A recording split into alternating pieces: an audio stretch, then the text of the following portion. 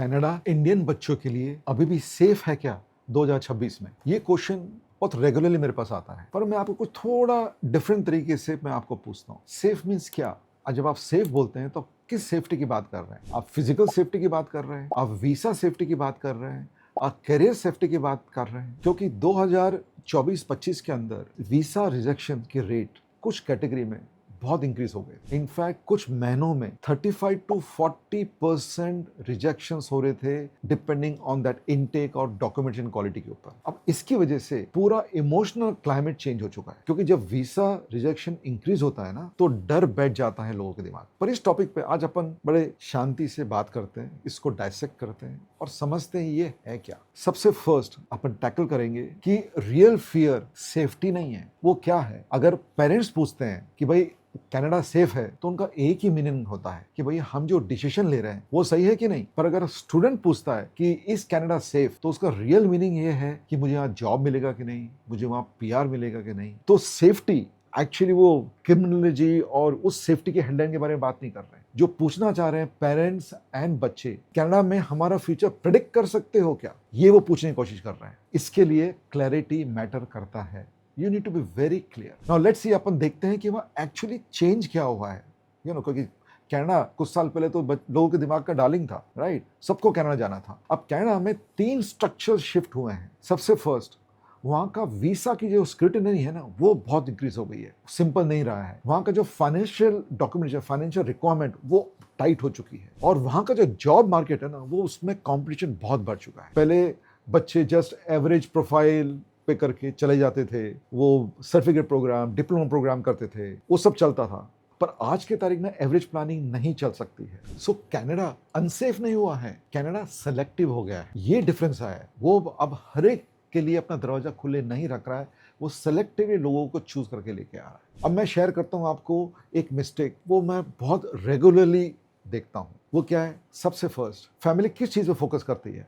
Family focus करती है कि कौन सा कॉलेज चीप है, किसमें मेरा एडमिशन मिल जाएगा, इनटेक फास्ट होगा, कौन सा एजेंट प्रॉमिस कर रहा है कि हायर अप्रूव होगा, भैया मैं आपको एडमिशन दिलवा दूंगा। बहुत कम लोग इस चीज पे फोकस करते हैं कि मेरा जो कोर्स है वो वहां पर जो जॉब मिलेगा हायरिंग सेक्टर से अलाइन होता है कि नहीं, जिस प्रोमिस में मैं जा रहा हूं वो स्ट्रांग है कि नहीं जॉब के लिए, मेरा जो फाइनेंशियल फाइल है वो स्ट्रक्चर राइट है कि नहीं। क्योंकि वीसा रिजेक्शन इन्हीं सब रीजन के वजह से हो रहा है। मोस्ट ऑफ द केसेस में ये होता है आपका डॉक्यूमेंटेशन मिसमैच, आपका अनक्लियर इंटेंट और आपका वीक एकेडमिक अलाइनमेंट। आप कोई भी कोर्स में नहीं जा सकते हो। तो ये फियर का इशू नहीं है, ये एक्चुअल स्ट्रक्चरल इशू है। अब मैं आपसे एक 3 लेयर का कनाडा का सेफ्टी फ्रेमवर्क शेयर करना चाहता हूं। अगर आप 2026 में कनाडा को के लिए सोच रहे हैं, इसको इवैल्यूएट कर रहे हैं, तो आप ये 3 लेयर के बारे में ध्यान रखें। सबसे फर्स्ट लेयर, आपकी वीसा की स्ट्रेंथ।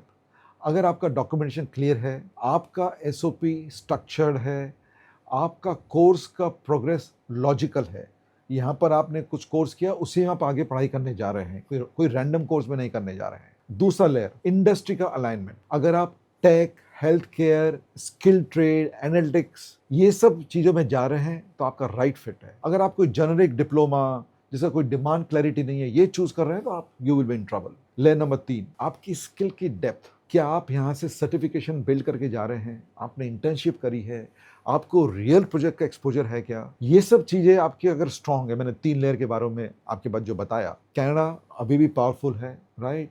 अगर नहीं तो आपकी जो अनसर्टेनिटी है, जो आप सोच के जा रहे हैं, वो बहुत इंक्रीज हो जाएगा। ये पहले का कनाडा नहीं रहा है। इनफैक्ट कनाडा नहीं, सब कंट्रीज जो पुराने वाले नहीं रहे हैं। अब मैं आपको थोड़ा कुछ एक पर्सनली समझाता हूँ। मेरे मेंटरिंग वर्क में मैंने फैमिलीज को पैनिक होते देखा है जब वीसा रिजेक्ट हो जाता है। मैंने बच्चों को रोते हुए देखा है, जैसे पूरी उनकी जिंदगी खत्म हो चुकी है। पर जब उनके हम फाइल को रिस्ट्रक्चर करते हैं, हम उनके करियर के लॉजिक को डिफाइन करते हैं, उनके डॉक्यूमेंट्स को स्ट्रेंथन करते हैं, उनके करियर मैपिंग को अलाइन करते हैं, अप्रूवल मिल जाते हैं, राइट? तो थोड़ा होमवर्क करना पड़ता है, थोड़ा वर्क करना पड़ता है। देखिए, कंट्री चेंज नहीं हुआ है, उसकी प्रिपरेशन चेंज हो गई है। इसलिए हमने चलो स्टडी अब्रॉड में स्ट्रक्चर किया, उसको हम एडू प्लान बोलते हैं, जिसमें हम इंसिस्ट करते हैं कि आपका करियर, कंट्री, कोर्स और डॉक्यूमेंटेशन ये इस लाइन में मैप होना चाहिए और कोई डायरेक्शन में नहीं। Not the other way around, country पहले, ऐसा नहीं। इसलिए हम बोलते हैं career first, country later, process always. इसलिए मैं आपको रिकमेंड करूंगा कि आपका जो क्वेश्चन है इज कैनेडा सेफ, इस क्वेश्चन को थोड़ा चेंज कीजिए और पूछिए मेरा प्रोफाइल स्ट्रांग है क्या। ये पूछने के बजाय कि अगर पीआर गारंटेड है, आप ये पूछिए